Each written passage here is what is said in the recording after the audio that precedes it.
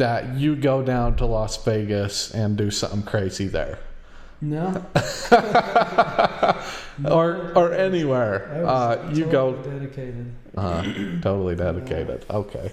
I think the most rebellious I did was when I wanted to get out of the coal mine, and so I saw that there was a need for some help at this farm in the Nevada ranch, and my sister, her family was taking care of it, running it. They're like, man, we need help so bad, see if you can come and help us for the summer or whatever. Who was she married to? She was married to my uncle. Okay. So she's the one that I to her grew up uncle with as a kid. Yeah, to her uncle too. Damn, something about that I hate when people marry their uncle. Yeah, and it's so common in the Kingston Group. Oh man, it's like your uncle or your half brother. Yeah, something about that just pisses me off. Oh, even in the FLDS, they kept it a little bit farther than that usually. Right. I'm sure there was some cases, but man, when people marry the uncle, it just pisses me off. Yeah, the power imbalance. The the man is always older, 5 or 10 or 20 years, and then he's, being the uncle, he's like the authority figure. There's no way that they're equal, and so it's just not. This ain't right. How does it even get to the point where you marry your uncle? It's so weird to me. Yeah, it's because there's not that many people. And so, you can't, it's because, polygamy is illegal. So you can't just go out in the world and tell people, oh, hey. Well, it's socially unacceptable. Yeah, it's socially unacceptable. People, persecuted for it. And back in the 50s, they did raids on, they probably did raids on you guys too, I think. Yeah. But they did this raid on our group. And okay. Put a bunch of people in jail, gave them subpoenas, made them come and testify in court. When they wouldn't testify, then they made them sit in jail for contempt of court and stuff like that. Yeah, it's hard to find a hot believer to be your third or fourth or 16th wife. Yeah. Especially when they haven't been raised with that. That's the answer to why do you marry your uncle. Right. And so that's all that's left. That's a good, we should make a TV show called Why I Marry My Uncle. Yeah. That's pretty much it. You were over doing these farms and doing all these different businesses. Do you end up buying a house or? Yeah, so after we got off of the Nevada farm, came into town, back to Salt Lake, and I started working for my brother and trying to buy a house, and we got this house that we're gonna buy, and the order has this policy that you can't own your house. They have to own it, and then you kind of rent it from them. Really? And you can pay it off, and then you don't have to pay rent. So you kind of technically are buying it, but you're not officially the owner on paper. Do they buy the house and give you a mortgage? Yeah. So they buy the house, they put the debt on your statement, and then you just work until you can pay this debt off. Is this to help people get into houses, or is this just how it should? Do they say this is how it should work? They say that this is how God's kingdom works. That's stupid. Yeah. And they have all this money because they're taking the money from every single business. And so they're like, okay. And their wives are paying them rent. And everybody's paying rent, or everybody's paying on a mortgage. How stupid of a person do you... I mean, I think that if you're a man and you're making your wives pay rent, you are just one big idiot. Yeah. I don't have any words to describe how much of a pussy somebody like that is. Just stupid. It is crazy, yeah. It's like, how could you not even have compassion to make them sit there and pay rent? Yeah. It's just like, oh my heck. I mean, I wouldn't even want to really consider somebody like that my friend. Like, I know people with a lot of wives, but generally I think that I'm sure they weren't always.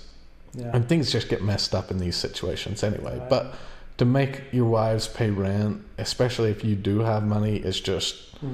I understand if they were working together and the husband didn't have enough money, and so the wife was working for a while, or the wives or whatever, they were working and they were trying to get on top of this. But over an extended period of time where it's more like you're paying rent and we're not working together to make everything work out, right? You're just a damn idiot. You're just a slave, yeah. And you're allowing it, yeah. And that's where I came to start understanding when I was trying to buy my house. And so the way I ended up doing it is my wife, I had her stay home to take care of the kids because I don't like to have my wife working and paying for babysitters. Yeah, that's like, she might as well just take care of the kids and just raise the kids and love them and take care of them and teach them the things we believe in. And so that's what we did in our particular family. And I only had one wife, so it was probably a little different, you know. So I would work, she would take care of the kids and raise them and do all this. And so that's how we did it. But man, we struggled. We were trying to get this house paid off. And the way our mortgage thing worked is we didn't have a minimum monthly payment as long as we was paying the interest portion, so that we weren't going farther behind every month. So was it interest to the Kingstons, Yeah. or did they actually have a mortgage? It was interest to them. So they have what they call a mortgage company, and this mortgage company has this money from the group, because everybody in the whole group turns in their money and gives their money to the leaders, and then we just use whatever we need to survive. We don't really have our own bank accounts.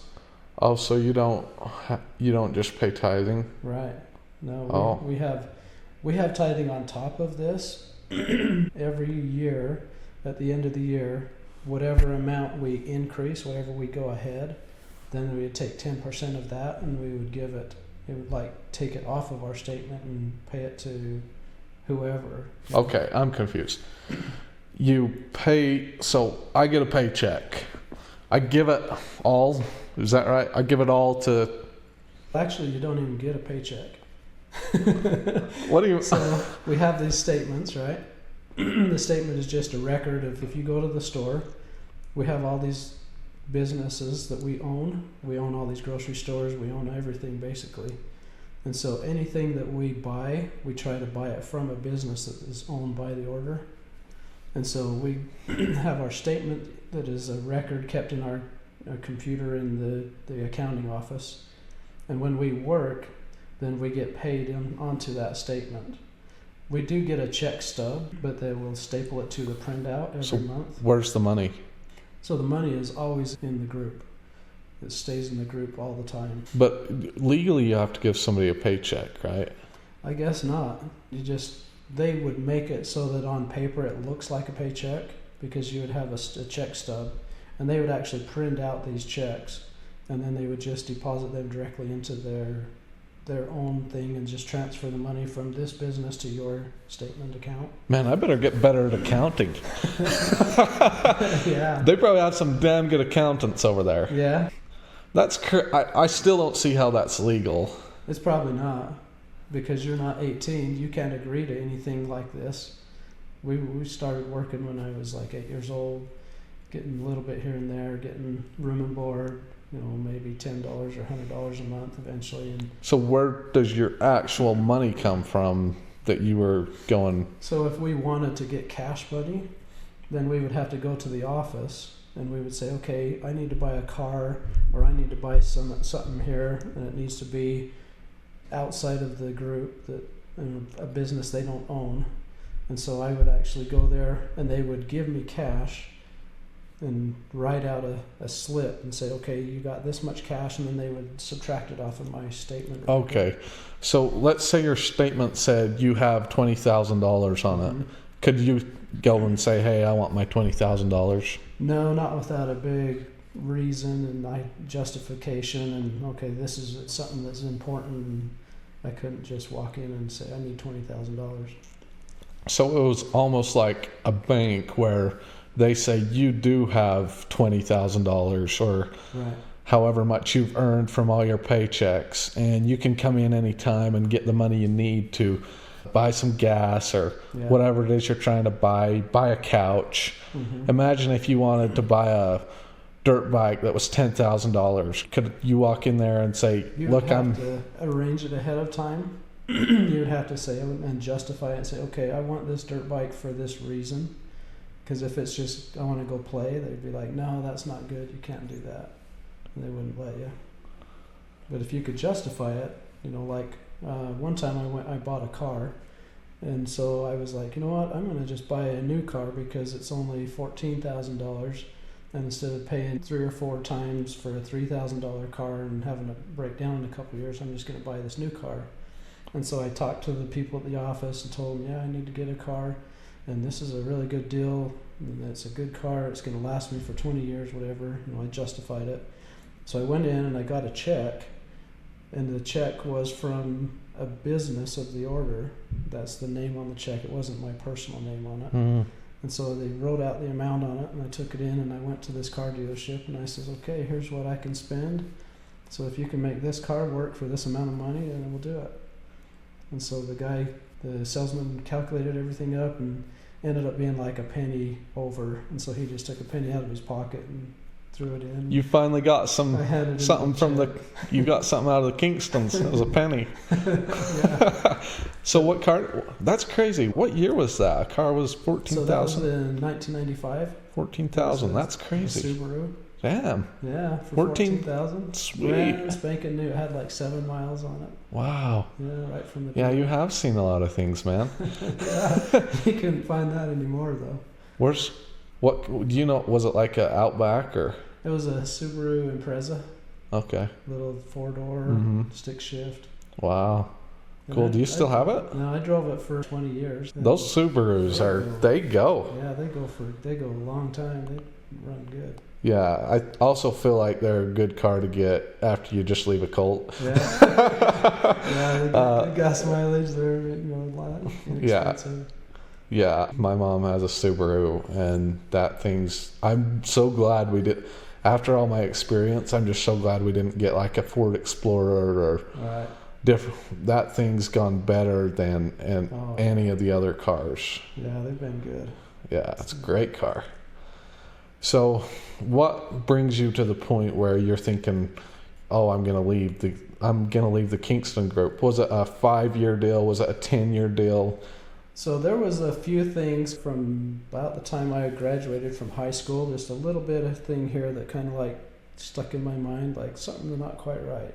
And then a few years later, there's like another thing that pops up. And one of the things was my half-brother, the one that I ends up working at this machining place for. So back about 10 years before that, then he gets arrested for beating up his daughter when she runs away from the marriage to her uncle. Oh, he's in the group. Yeah. And how many? He has some wives or whatever. Yeah, and he's the second in command. Like his brother is the prophet or the leader. Yeah, your brother. Oh, his full brother. His full brother. Okay. Is the prophet, and so he's like the second in command for the whole group. And he marries his daughter to his other brother, full brother. And she didn't want the... Yeah. He marries his daughter to his... What is that relation? So uncle. The daughter marries the uncle. Another uncle. Damn. I hate those uncle marriages. And she because too. There's the cousin ones, but they're a little bit farther. Yeah, and cousin ones are more of an equal thing because you're both closer to the same age. But an uncle and his niece is just... I hate that. Yeah. Uncle. When you marry your uncle, you're a bastard. Yeah. And this made the news and everything, And so she tries to run away from this arranged marriage, and she didn't like it. I don't know if she had any kids at the time or not. I don't think so. So his daughter. Yeah. Does he marry it to his brother? His brother. Which one? Which is I think it's the next one younger than him. Okay, no, so it wasn't the prophet, though. So it was the one younger than the prophet. Okay. Yeah. How much younger are you than Paul? Than Paul. I'm probably like 5 or 7 years, maybe 9 years younger. Okay. And then the one that this guy married his daughter to is a year older than me. And how old was he versus her? He was probably in his 40s, and she was probably a teenager, like 16, 17, something like that. So she decides she wants to run away. Yeah, so she runs away, and he finds her, and he throws her in the truck, takes her up to this Washakie farm way up north, out of the reach of anybody and beats the crap out of her. And he literally took his belt off and whipped her and beat her until she was unconscious. And you knew about this? I didn't know until after, but I heard, How long after? So I heard about this. It was probably 6 months to a year after, because they had a big court case. So she wakes up from being beaten unconscious, and she's all alone. And so she decides, I gotta get out of here before they come back. So she walks barefoot down to the highway and hikes several miles, 5-10 miles, finds a gas station and calls the cops to come and get her. And so they come and get her, and she tells the story. They take her into protective custody or whatever it is, and she ends up having this big old lawsuit and court case, and he ends up going to jail, the dad. What year was this? Probably 1980s. Wow, this is a long maybe time ago. 90s. Yeah, probably more like the 90s. Yeah. Mid-90s maybe, 94, 95, somewhere in there. Did Paul condemn this behavior? No. So they tried to claim that she was getting in drugs and running off and having sex with a boyfriend, and that her boyfriend beat her up. And then the court case says that he beat her up and they throw him in jail. And so it's like, I don't think that someone else beat her up. I think it probably was my brother that beat her up, you know. That's crazy. Paul's been around forever. What year did he become the leader? He became the leader in 1987 when my dad died. And there was probably like a 2-week transition period where they were saying everybody needs to pray and fast and see who should be the next leader. But it was basically decided ahead of time anyways. Yeah. So this guy is probably drunk on power now. Yeah. At this point. Yeah, at this point. It's been, over 30 years, almost 40 years. 40 years, yeah. A couple of years away. 30 Yeah. years. That's wild. Yeah, he's been there for probably too long, and I think there's probably a lot of people that are getting fed up with some of the things he's been doing, because when you're in that position and you're kicking that many people out and you're controlling that many people's lives,